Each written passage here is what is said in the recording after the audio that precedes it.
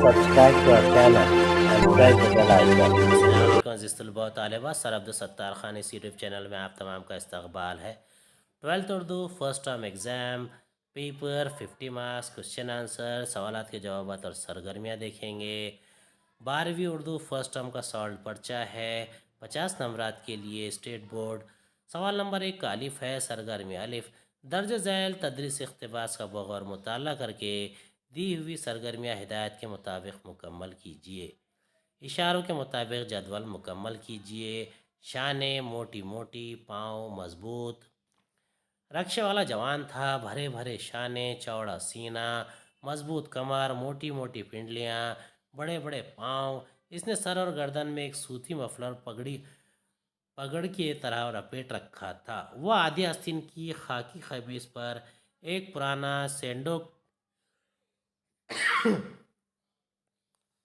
سینڈو کٹ sweater پہنے تھا اور ٹانگوں میں خاکی نیکر، پنڈلیاں بھی ننگی اور پاؤں بھی ننگے۔ وہ اپنی ٹھنڈک دور کرنے کے لیے رکشہ تیز تیز چلا رہا تھا۔ رکشے کی اس تیز رفتاری نے ہوا کی دھار پر اور بھی باڑ رکھ دی۔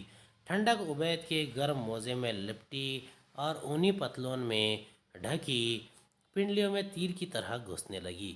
عبید نے حمیدہ کی شال کی ایک تہہ کھول کر اسے ٹخنوں پر لٹکا دیا۔ عبید نے رکشے والے پر بھرپور نظر ڈالی۔ اس کے چہرے پر پسینے کے ننھے ننھے قطرے جھلک رہے تھے۔ عبید نے سوچا کتنا فرق ہے محنت کرنے اور بیکار رہنے میں۔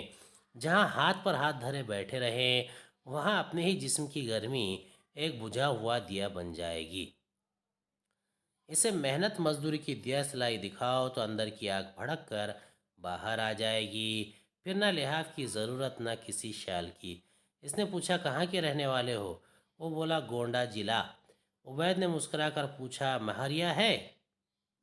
رکشے والے نے گردن پھرا کر دیکھا اور کہا ارے پتنی اور بالک نہ ہو تن تو ایسی سردی ماں رکشہ چلائیت۔ عبید نے اور کریدا یہی ہے شہر میں؟ وہ بولا ناہی صاحب اپنا دیس ماں۔ عبید نے کہا جب ہی؟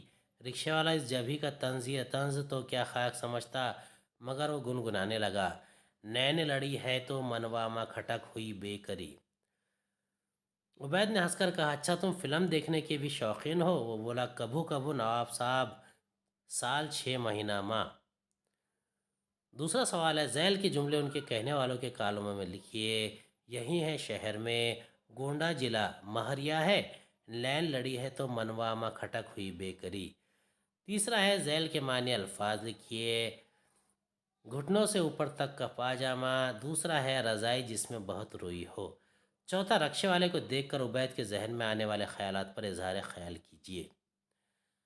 سرگرمی الف کا پہلے کا جواب ہے شانے بھرے بھرے، پنڈلیاں موٹی موٹی، پاؤں بڑے بڑے، کمر مضبوط۔ رکشے والا گونڈہ ضلع، نین لڑی ہے تو منوا ماں کھٹک ہوئی بے کری۔ عبید یہی ہے شہر میں، مہریا ہے۔ تیسرے کا جواب ہے گھٹنوں سے اوپر تک کا پاجامہ نیکر، دوسرا ہے رضائی جس میں بہت روئی ہو لحاف۔ چوتھا ہے رکشے والے کے حلیے اور اس کی سرگرمیوں کو دیکھنے کے بعد عبید غور و فکر کی وادیوں میں پہنچ جاتا ہے اور خود کا موازنہ اس سے کرنے لگتا ہے۔ رکشے والا جوان معمولی سے لباس پہنے ہوئے تھا لیکن اس کے چہرے پر پسینے کے ننھے ننھے قطرے جھلک رہے تھے، جبکہ عبید کئی طرح کے گرم کپڑوں میں ملبوس ہونے کے باوجود سردی کے مارے ٹھٹھرا جا رہا تھا۔ عبید نے موازنے سے نتیجہ نکالا کہ ہر جسم میں حرارت و توانائی ہوتی ہے۔ جو جسم جتنی حرکت کرے گا اسی قدر حرکت و توانائی میں اضافہ کرے گا۔ خارجی عوامل مثلاً گرم لباس وغیرہ سے کسی حد تک سردی سے محفوظ رہا جا سکتا ہے، لیکن پیہم حرکت اور محنت و مشقت سے جسم کے اندر ہی حرارت کافی طور پر پیدا کی جا سکتی ہے۔ جسم سے گرم لباس کی ضرورت چندہ باقی نہیں رہ جاتی۔ سوال نمبر 1 کا بے ہے، درج ذیل تدریس اقتباس کا بغور مطالعہ کر کے دی ہوئی سرگرمیاں ہدایت کے مطابق مکمل کیجیے۔ پہلا اسباب لکھ کر خاکہ مکمل کیجیے۔ ہر گھر میں ایک صندوق تھا۔ دوسرا سپاہی کے گھر سے بیٹی کی سگائی و بیاہ کی خبر آئی۔ تیسرا مسلمان ہندوانہ لباس پہنتے تھے۔ چوتھا سپاہی نے شادی کے لیے کوئی چیز نہیں خریدی۔ پہلے کا جواب ہے ہر گھر میں ایک صندوق تھا، تہواروں کے لیے رقم پس انداز ہوتی تھی۔ دوسرا، سپاہی کے گھر سے بیٹی کی سگائی و بیاہ کی خبر آئی، بیٹی 12 برس کی ہو کر 13ویں میں لگی تھی۔ تیسرا، مسلمان ہندوانہ لباس پہنتے تھے، ان میں ہندوؤں کی بو باس ابھی باقی تھی۔ چوتھا، سپاہی نے شادی کے لیے کوئی چیز نہیں خریدی، شادی کے لیے تمام چیزیں گھر کی عورتیں خریدتی تھی۔ اب سلطان سکندر کا یہ 21واں سنِ جلوس تھا، میری بیٹی 12 برس کی ہو کر 13ویں میں لگی تھی، گھر سے خبر آئی کہ اس کی سگائی اور پھر بیاہ آئندہ برساتوں سے پہلے ہو جائے تو خوب ہو۔ مجھے بلایا گیا تھا کہ جا کر سب معاملات طے کر دوں۔ ہر چند کے خداوند عالم سلطان سکندر نے شرع شریف کی پابندی پر بہت کچھ زور دیا تھا، لیکن ہم ان اطراف کے گنوار مسلمانوں میں ہندوؤں کی بو باس ابھی بھی کچھ باقی تھی۔ جمعے کے سوا ہر دن ہم لوگ ہندوانی دھوتی پہنتے تھے۔ جمعے کو البتہ دوبر کا ڈھیلا سفید پاجامہ، گاڑھے کا اور محمودی کرتا پہنا جاتا تھا۔ ہماری عورتیں گھر سے باہر نکلتی تھیں لیکن لمبا گھونگھٹ کاڑھ کر۔ ہر گھر میں ایک صندوق تھا جس میں دیوالی اور دسہرے اور عید بقرعید شبرات کے لیے روپیہ پس انداز کیا جاتا تھا۔ شادی کی رسمیں بہت کچھ ہندوانہ تھی، کنیا دان یا جہیز کی صورت نہ تھی۔ لڑکے والے شادی سے پہلے منگنی لے کر ضرور آتے اور اس موقع پر شادی سے کچھ ہی کم خرچ ہوتا۔ نکاح کے بعد رخصتی، جسے ہم لوگ گون یا گونا کہتے تھے، اکثر بہت دیر سے ہوتی تھی۔ ہندوؤں کی طرح ہمارے یہاں بچکانہ شادی کا رواج تو نہ تھا، لیکن منگنی پھر نکاح پھر گون کی رسمیں کچھ نہ کچھ وقفے سے ادا ہوتی تھی۔ جیٹھ نکل کر آشاڑھ کی آمد تھی۔ جب میں نے گھر جانے کا ارادہ کیا، 300-350 تنکوں کا انتظام میں نے کر لیا تھا کہ مصارف شادی اس سے کم بھلا کیوں ہوں گے۔ ارادہ تھا کہ شام ہونے کے پہلے، لیکن عصر کے بعد چل نکلوں کہ موسم ٹھنڈا ہو چکا ہوگا۔ ایک منزل کرتے کرتے غروب آفتاب ہونے لگا، کہیں کوئی اچھی سرائے دیکھ کر رات گزار لوں گا اور صبح ٹھنڈے ٹھنڈے اپنے گاؤں نکل کر ننگل خورد پہنچ لوں گا۔ زیادہ سفر بہت تھوڑا رکھا، تحفے تحائف کی ضرورت نہ تھی کہ سارا سامان شادی اور دیگر رسوم شادی کے لحاظ سے گھر کی عورات ہی کو خرید کرنا تھا۔ سواری کے لیے گھوڑا تھا ہی اور کچھ درکار، سپاہی کو نہ تھا۔ میرا راستہ نہر فیروز شاہی کے بائیں کنارے سے لگا ہوا کئی کوس چل کر پھر نہر سے کٹ جاتا تھا۔ دوسرا ہے شجری خاکہ مکمل کیجئے، تہوار ہندوؤں کے مسلمانوں کے۔ ہم معنی الفاظ لکھیے، نکالنا، ودائی، گون۔ چوتھا ہے سپاہی کی بیٹے کی شادی کے لیے کوئی تحفہ اور دیگر چیزیں نہیں خریدنے کے بارے میں اظہار خیال کیجئے۔ دوسرے کا جواب ہے تہوار ہندوؤں کے دیوالی دسہرہ، مسلمانوں کے عید بقرعید۔ تیسرا ہے نکالنا، کاڑھنا، ودائی، گون یعنی رخصتی۔ چوتھے کا جواب ہے گھر سے بیٹی کی سگائی و بیاہ کے مراحل طے کرنے کی خبر آنے پر سپاہی نے خاص رقم ساتھ لی اور گھر کے لیے چل پڑا۔ اس نے اپنے ساتھ شادی کے لیے کوئی بھی سامان نہیں لیا، کیونکہ اس موقع پر تحفے تحائف وغیرہ چیزیں گھر کی عورتیں ہی خریدتی ہیں۔ انہیں اس کا اچھا خاصا تجربہ ہوتا ہے، کیا لینا چاہیے اور کیا نہیں لینا چاہیے۔ مردوں کے مقابلے انہیں بہتر سمجھتا ہے۔ گزشتہ زمانے ہی کی طرح اس دور میں بھی یہ کام عورتیں ہی انجام دیتی ہیں، مرد حضرات صرف ساتھ میں ہوتے ہیں۔ بس اس موقع کے علاوہ بھی مردوں کی پسندیدہ و منتخبہ خریدی ہوئی اشیاء میں عورتیں اس قدر نقص گناتی ہے کہ اللہ کی پناہ، اس لیے کوئی مرد ہمت دکھانے کا ارادہ نہیں کرتا، اچھا ہی کرتا ہے۔ سوال نمبر 2 کا الف ہے، درج ذیل درسی نظم کا بغور مطالعہ کر کے دی ہوئی سرگرمیاں ہدایت کے مطابق مکمل کیجیے۔ غیر متعلق الفاظ کی نشاندہی کیجیے۔ سروش، جناب، خطاب، لطف، صفات، نواب، بندگی۔ رات کو مطلق نہ تھی یہاں جی کو تاب، آشنا ہوتا نہ تھا آنکھوں سے خواب، لوٹتا تھا سوز غم سے آگ میں، دل جگر سنکتے تھے دونوں جو کباب، ناگہاں مجھ سے لگا کہنے سروش، رہ گزر سے لطف کی کر خطاب، ہے کریم اب بھی وزیر ابن وزیر، آصف الدولہ فلک قدر و جناب، آسماں رتبہ ہے جس کا آستاں، ناز کر تالے پہ جو ہو باریاب، اس کی ہمت سے سخن کیا سر کروں، بات کہتے دے در و یاقوت ناب۔ اس کے دست و دل کے رشک و شرم سے، خون ہے دل کان کا دریا ہے آب، جم حشم انجم سپا گرد و شکو، مرجا خرد و کلا عالم ماب، دست ہمت اس کا گر دربار ہو، پانی پانی شرم سے ہوئے صحاب، مال کیا ہے ہفتے گنجے خسروی، ایک ہی کو نواب بخشے ہے شتاب، فخر سام و رستم اس کی بندگی، داخل خدام یا افراسیاب۔ دوسرا سوال ہے نواب آصف الدولہ کی سخاوت کا حال اپنے الفاظ میں لکھیے۔ تیسرا تشریح کیجیے۔ رات کو مطلق نہ تھی یا جی کو تاب، آشنا ہوتا نہ تھا آنکھوں سے خواب، لوٹتا تھا سوز غم سے آگ میں، دل جگر سنکتے تھے دونوں جو کباب۔ پہلے کا جواب ہے سروش جناب، صفات رشک و شرم، نواب حشم بندگی جم۔ دوسرے کا جواب ہے فرشتہ نواب صاحب کی مدح کا سلسلہ جاری رکھتے ہوئے کہتا ہے کہ دریا دلی کے معاملے میں نواب صاحب کے عزم و ہمت بیان کرنے کے لیے اس کے پاس الفاظ نہیں ہیں، یعنی ان کی نوازش و اکرام کا یہ حال ہے کہ ان کے سامنے سائل کی بات پوری بھی نہیں پاتی اور اس کا دامن لال و گہر در و یاقوت سے بھرا جاتا تھا، یعنی اس کی مراد براتی تھی۔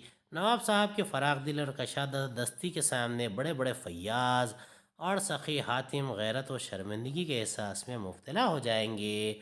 وہ اتنے لال و گہر لٹاتا ہے کہ کان اور دریا شرمندہ ہو جائیں۔ یاقوت یا لال کانوں میں اور گہر و موتی دریا میں ہوتے ہیں۔ نواب صاحب ایران کے عظیم شہنشاہ جمشید جم کی طرح ہیں اور آسمان کی شان و شوکت اور ستارے کی فوج رکھنے والے ہیں۔ ان کا در ہر چھوٹے بڑے کی جائے پناہ ہے اور دنیا کے لیے ایک ٹھکانے کی حیثیت رکھتا ہے۔ نواب صاحب کے ہاتھ اگر موتی برسانے کا ارادہ کر لے تو ابر و بادل مارے شرم کے پانی پانی ہو جائے، یعنی وہ بھی اتنا نہیں لٹا سکتے دے سکتے جتنا نواب صاحب لٹا دیتے ہیں۔ ان کے پاس مال و دولت کے اتنے سارے خزانے ہیں کہ کسی ایک مانگنے والے کو ان میں سے 7 شاہی خزانے تو فوراً دے دیتے ہیں۔ تیسرا ہے تشریح ہے۔ رات شاعر کی طبیعت کو بالکل چین نہ تھا، قرار نہ تھا اور آنکھ کسی صورت لگ نہیں رہی تھی، یعنی نیند غائب تھی اور وہ سوز غم سے آگ میں لوٹ رہا تھا۔ اسی آگ میں دل و جگر کباب کی مانند سنک رہے تھے، یعنی شاعر عشق کی آگ میں جل رہا تھا، تپ رہا تھا، اسی سوزش کی بنا پر بے چین تھا۔ دوسرے شعر میں شاعر نے بیک وقت کئی صنعتیں استعمال کی ہے، تشبیہ، مبالغہ و مرات النظیر۔ پہلا ہے آگ میں دل و جگر کا سنکنا کباب کے سنکنے کی مانند ہے۔ دوسرا ہے غم کی آگ میں دل و جگر کی جلن عام چیزوں کے جلنے کی طرح نہیں ہوتی، یہاں تک وہ جل کر بھسم بھی نہیں ہوتے، لیکن شاعر نے یہاں جلنے کی انتہا کباب کے سنکنے سے ظاہر کی ہے، لہٰذا یہاں صنعت مبالغہ استعمال کی گئی ہے۔ تیسرا اس شعر میں شاعر نے سوز جلن کی رعایت سے آگ، سنکنا اور کباب جیسے الفاظ لائے ہیں، اس لیے اس میں صنعت مرات النظیر کی استعمال کیا گیا ہے۔ سوال نمبر 2 ہے، 2 کا بے ہے درج ذیل درسی نظم کا بغور مطالعہ کر کے دی ہوئی سرگرمیاں ہدایت کے مطابق مکمل کیجیے۔ شجری خاکہ مکمل کیجیے۔ شاعر کی طلب، نالہ، لذت، کیف، نفس۔ تو وہ ہے جو ہر ایک کی بگڑی سوار دے، میری مراد بھی میرے پروردگار دے، کونین میں ذلیل نہ کر سب کے روبرو، ایمان و عیش و دولت و عز و وقار دے، تیرا یہ حکم مانگ ہر ایک چیز مجھ سے مانگ، میری دعا کہ دے میرے پروردگار دے، دل کو میرے ہر ایک طرح مطمئن بنا، غم دے تو غم کے ساتھ کوئی غم گسار دے، آنکھوں کو ایسی لذت دیدار ہو نصیب، ہر دم جو مجھ کو کیف میں خوشگوار دے، محفوظ رکھ فریب سفید و سیاہ سے، گردش نہ مجھ کو گردش لیل و نہار دے، دنیا میں کچھ بھی قدر محبت نہیں رہی، نالا جگر گداز و نفس شعلہ بار دے، داتا کی شان یہ ہے کہ جاری ہو اس کی دین، سائل کا شیوہ یہ ہے کہ دامن پسار دے، مطلب سمجھ میں آئے بقائے دوام کا، ایسا سبق یہ زندگی مستعار دے، میں بار بار مانگو جو درکار ہو مجھے، اور اپنے فضل سے تو مجھے بار بار دے، حسن طلب میں مجتہد عصر ہے صفی، وہ تجھ سے ایک مانگے تو اس کو ہزار دے۔ دوسرا ہے نظم کی روشنی میں خدا کی صفات کو اپنے الفاظ میں بیان کیجیے۔ تیسرا تشریح کیجیے، میں بار بار مانگوں جو درکار ہو مجھے، اور اپنے فضل سے تو مجھے بار بار دے۔ حسن طلب میں مجتہد عصر ہے صفی، وہ تجھ سے ایک مانگے تو اس کو ہزار دے۔ شاعر کی طلب نالا جگر گداز، لذت دیدار، کیف میں خوشگوار، نفس شعلہ بار۔ دوسرا ہے مناجات میں شاعر اللہ تعالیٰ کی بزرگی و بڑائی بیان کرنے، اس کی تعریف و توصیف کے بعد اپنا مدعا بیان کرتا ہے۔ نظم میری دعا میں شاعر نے اللہ تعالیٰ کی صفات بیان کرتے ہوئے کہا ہے کہ وہ ہر ایک کی بگڑی بنانے وہ سنوارنے والا ہے، ہر چیز دینے والا وہی ہے، وہ داتا ہے، سخی ہے، مہربان ہے، ایک بار نہیں بار بار دینے والا ہے۔ تیسرا ہے پہلے شعر میں شاعر اللہ تعالیٰ سے کہہ رہا ہے کہ وہ اس کا بندہ و غلام ہے، اور ضروریات زندگی اسے ہمیشہ حیران و پریشان رکھتی ہیں، اور وہ ان کے حصول کے لیے اس کے در پر بار بار دامن پھیلاتا ہے۔ بس چونکہ اللہ ہی شاعر کا مالک و آقا ہے، وہی اپنے فضل و کرم سے اسے بار بار نوازے۔ دوسرا شعر کسی چیز کے مانگنے یا کسی مطالبے کو منوانے میں ہمیشہ ایک سا طریقہ اختیار نہیں کیا جاتا، معاملات و حالات کی نوعیت و کیفیت کے لحاظ سے اس میں تبدیلی پیدا کرنا ناگزیر ہوتا ہے۔ روزمرہ کی زندگی میں، سماجی و سیاسی معاملات میں ہم اس کا مشاہدہ کرتے رہتے ہیں۔ جہاں تک اللہ تعالیٰ سے مانگنے کا معاملہ ہے، اس میں بھی غور کرنا چاہیے کہ اس سے کیسا مانگا جائے، ہماری ضروریات، خواہشات و آرزوئیں اس کے حضور کب اور کیسے رکھی جائے۔ اگر دعائیں قبول ہوتی نظر نہیں آتی تو ایسی صورت میں کیا طریقہ اختیار کیا جائے کہ خدائے رحیم و کریم انہیں قبول کر لے۔ ہمیں وہ طریقے ڈھونڈنے اور اختیار کرنے چاہیے کہ اللہ رب العزت ہم سے راضی ہو جائے۔ مقطع میں شاعر نے انہی نکات کو پیش کیا ہے۔ وہ اچھے ڈھنگ سے مانگنے میں بڑا ماہر ہے، اس میں وہ نیا اور عمدہ راستہ نکالتا رہتا ہے۔ اس لیے اے اللہ، تو اسے خوب سے خوب تر نواز، اگر وہ تجھ سے ایک مانگتا ہے تو اسے ہزار دے۔ سوال نمبر 3 کی سرگرمی الف ہے۔ درج ذیل درسی نظم کا بغور مطالعہ کر کے دی ہوئی سرگرمیاں ہدایت کے مطابق مکمل کیجیے۔ کیا سوچ کے اس دار فنا میں آئے، آفت میں پھنسے دام بلا میں آئے، اس طرح عدم سے آئے دنیا میں انیس، جیسے کوئی کارواں سرا میں آئے۔ پہلا ہے شجری خاکہ مکمل کیجیے، نظم صنف ردیف شاعر خافیہ۔ دوسرا ہے درج بالا نظم کے مرکزی خیال کی وضاحت کیجیے۔ سرگرمی الف کے جوابات ہیں: نظم صنف ربائی، شاعر میر انیس، ردیف میں آئے، خافیہ ایک فنا۔ دوسرے کا جواب ہے میر انیس کی اس ربائی کا موضوع و مرکزی خیال دنیا و آخرت کی حقیقتوں کا اظہار ہے۔ شاعر کے مطابق ہمیں دنیا سے جی زیادہ نہیں لگانا چاہیے، کیونکہ یہ عارضی ہے، فنا ہونے والی ہے، جبکہ آخرت کی زندگی ہمیشہ کے لیے ہے۔ اس لیے ہمیں چاہیے کہ آخرت کے بارے میں غور و فکر کرتے رہیں، اللہ تعالیٰ کے حضور جواب دہی و احتساب کے مراحل کو ذہن نشین رکھتے ہوئے عاقبت کی زندگی کی تیاری کریں۔ سوال نمبر 4 ہے۔ درج ذیل غزل کا بغور مطالعہ کر کے دی ہوئی سرگرمیاں ہدایت کے مطابق مکمل کیجیے۔ فقروں کے مطابق مصرعے لکھیے۔ پہلا ہے دوست کسی بھی راہ و رسم بڑھانے کے لائق نہیں ہے۔ دوسرا، شاعر نے دوست کا سا غرور کسی اور میں نہیں دیکھا۔ تیسرا، دوست کے تیور بدلے ہوئے ہیں تھے۔ چوتھا، خدا کے فیصلے میں کسی کو کوئی اختیار نہیں ہے۔ میرا جدا مزاج ہے ان کا جدا مزاج، پھر کس طرح سے ایک ہو اچھا برا مزاج۔ دیکھا نہ اس قدر کسی معشوق کا غرور، اللہ کیا دماغ ہے اللہ کیا مزاج۔ کس طرح دل کا حال کھلے اس مزاج سے، پوچھو مزاج تو وہ کہے آپ کا مزاج۔ تم کیا کسی کے دل میں بھلا گھر بناؤ گے، بنتا نہیں بنائے سے بگڑا ہوا مزاج۔ تم کو ذرا سی بات کی برداشت ہی نہیں، ایسا کھل کھرا بھی ہے کس کام کا مزاج۔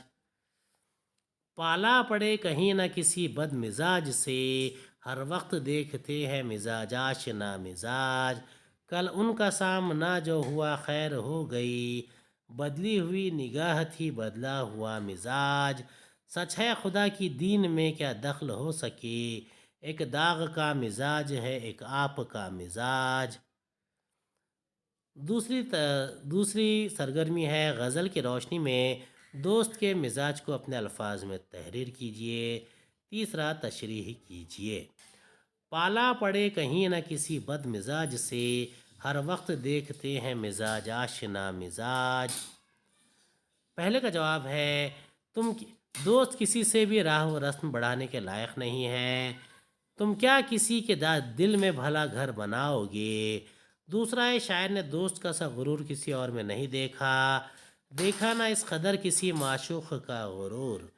تیسرا ہے دوست کے تیور بدلے ہوئے تھے، اس کا جواب ہے بدلی ہوئی نگاہ تھی بدلا ہوا مزاج۔ چوتھا ہے خدا کے فیصلے میں کسی کو کوئی اختیار نہیں ہے، اس کا جواب ہے سچ ہے خدا کی دین میں کیا دخل ہو سکی۔ دوسری سرگرمی کا جواب ہے پوری غزل میں شاعر دوست کے مزاج کا نوحہ کنا ہے، اس سے ظاہر ہوتا ہے کہ وہ دوست کے مزاج سے کسی قدر شاکی ہے۔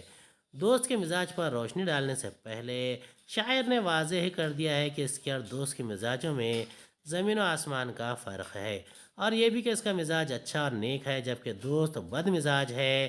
شاعر نے اس کا سا مغرور کہیں اور نہیں دیکھا، وہ صاف گو بھی نہیں ہے، باتوں میں الجھانے کا ہنر خوب جانتا ہے، اس کی بد مزاجی اتنی بڑھ چکی ہے کہ کوئی اس کے قریب نہیں ہوتا، یا وہ کسی سے بھی تعلقات استوار کرنے کے قابل نہیں رہ گیا ہے۔ اس کا مزاج اتنا سخت اور اکھڑ ہو چکا ہے کہ اس سے خلاف مزاج کوئی معمولی سی بات بھی برداشت نہیں ہوتی۔ گھڑی میں تولا گھڑی میں ماشا کے مصداق، اس کے ذہن کی حالت پل پل بدلتی رہتی ہے۔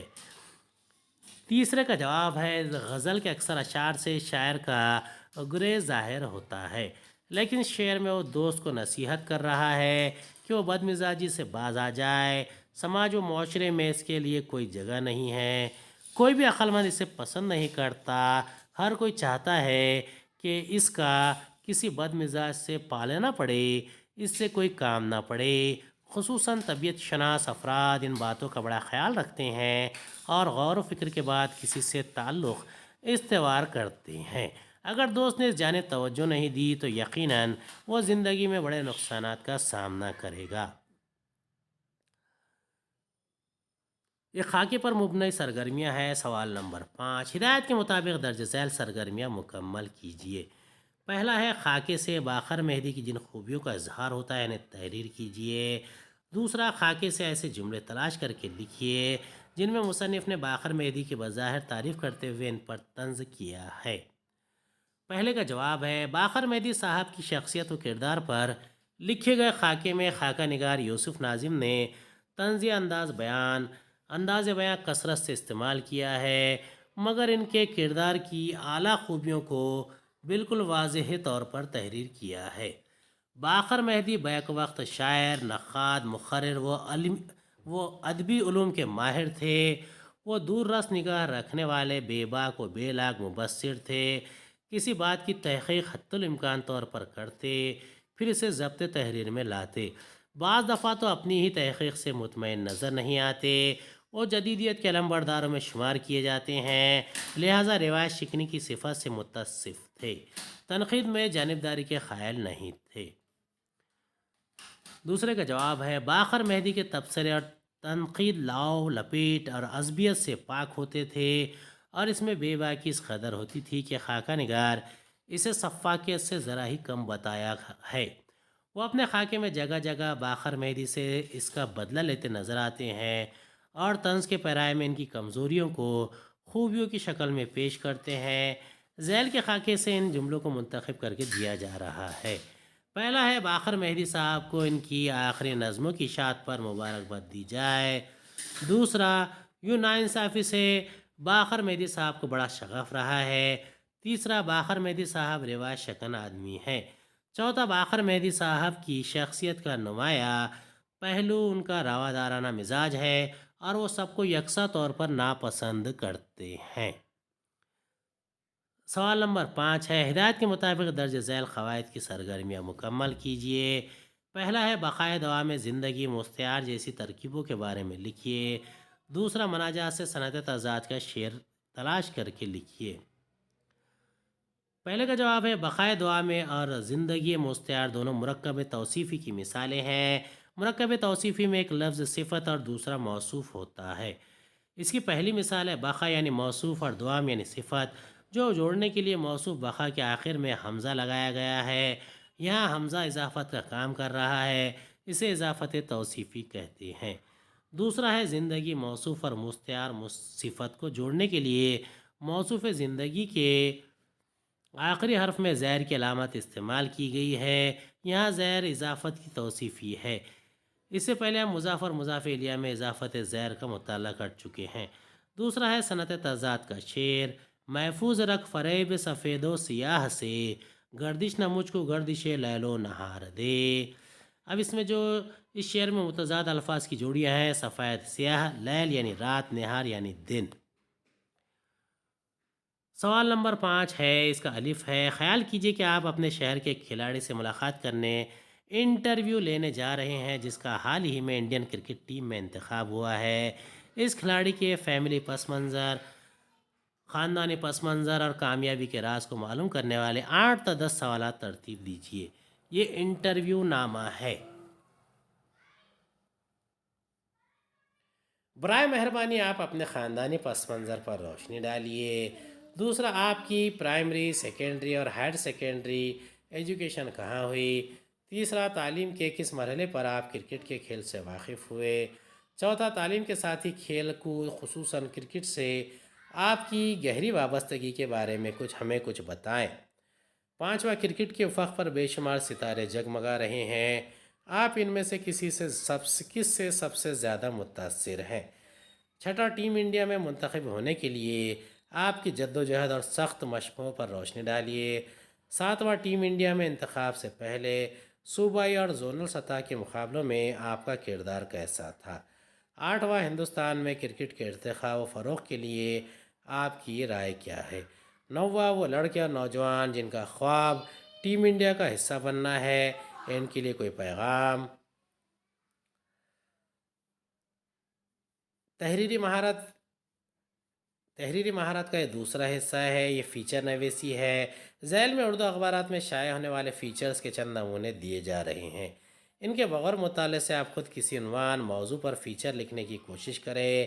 ابتدا میں یہ فیچر چھوٹے بھی ہوں گے تو کوئی حرج نہیں، مشق ہونے پر مکمل شکل ظاہر ہونے لگی ہے۔ مرکزی حکومت نے 2019-20 میں جامعہ ملیہ کی کارکردگی کو غیر معمولی تسلیم کیا۔ وزارت برائے فروغ انسانی وسائل نے سالانہ جائزہ رپورٹ میں CAA مخالف مظاہروں کا مرکز بننے والی یونیورسٹی کو 95.33% نمبرات دیے۔ نئی دہلی ایجنسی شہریت ترمیمی ایکٹ کے خلاف مظاہروں کا مرکز بن کر ابھرنے کی وجہ سے جامعہ ملیہ اسلامیہ کو بھلے ہی نشانہ بنایا جا رہا ہو، پولیس بھلے ہی اس کے طلباء کو کیمپس میں گھس کر بے دردی سے پیٹے اور CAA مخالف مظاہروں میں شرکت کی پاداش میں ان پر UAPA جیسے سخت قانون کا اطلاق کرے، مگر مرکزی وزارت برائے فروغ انسانی وسائل کو اپنی سالانہ جائزہ رپورٹ میں تسلیم کرنا پڑا ہے کہ جامعہ کی کارکردگی 2019-20 میں غیر معمولی رہی ہے۔ اس کی اطلاع خود جامعہ اسلامیہ نے دی ہے، جو ملک کے ایسے ممتاز تعلیمی مراکز میں سے ایک ہے جہاں طلباء نہ صرف تعلیم حاصل کرتے ہیں بلکہ سماجی طور پر بھی متحرک اور سرگرم رہتے ہیں۔ وزارت فروغ انسانی وسائل کے ذریعے بھیجے گئے ایک مکتوب کے مطابق سالانہ عمومی جائزہ رپورٹ میں جامعہ ملیہ نے 95.23% مارکس حاصل کیے ہیں۔ Vice chancellor professor Najma Akhtar نے یونیورسٹی کی اس کامیابی کو اساتذہ کی محنت کا نتیجہ قرار دیا ہے۔ انہوں نے مزید امید ظاہر کی ہے کہ آئندہ یونیورسٹی اپنی کارکردگی کو مزید بہتر بنائے گی۔ انہوں نے کہا کہ یونیورسٹی کی کامیابی اس لحاظ سے مزید اہمیت کی حامل ہو جاتی ہے کہ گزشتہ چند مہینوں میں جامعہ اسلامیہ جامعہ ملیہ اسلامیہ کو شدید چیلنجوں کا سامنا کرنا پڑا ہے۔ یاد رہے کہ 15 دسمبر کو پولیس اہلکاروں نے جامعہ ملیہ کے کیمپس میں گھس کر طلباء کی بے تحاشا پٹائی کر دی تھی۔ ان کا جرم صرف اتنا تھا کہ وہ شہریت ترمیمی ایکٹ کے خلاف مظاہرہ کر رہے تھے۔ پولیس کی ظالمانہ کارروائی کے آگے ہتھیار ڈالنے کے بجائے جامعہ ملیہ اسلامیہ شہریت ترمیمی ایکٹ کے خلاف ملک گیر مظاہروں کا مرکز بن گیا اور اس کے طلباء نے اس میں قائدانہ رول ادا کیا۔ ان میں سے متعدد کو بعد میں پولیس نے UAPA کے تحت گرفتار کر کے ایک بار پھر ان کے حوصلے پست کرنے کی کوشش کی، مگر اس میں اسے کامیابی ملتی نظر نہیں آ رہی ہے۔ ایسے حالات کا سامنا کرنے کے بعد بھی جامعہ ملیہ اسلامیہ کا قومی سطح پر یونیورسٹی کی سالانہ جائزہ رپورٹ میں 95% سے زیادہ مارکس حاصل کرنا انتہائی کامیابی کا حامل ہے۔ امید ہے آپ کو ہمارا ویڈیو پسند آیا ہوگا۔ اگلے ویڈیو میں دوبارہ ملاقات ہوگی۔ خدا حافظ۔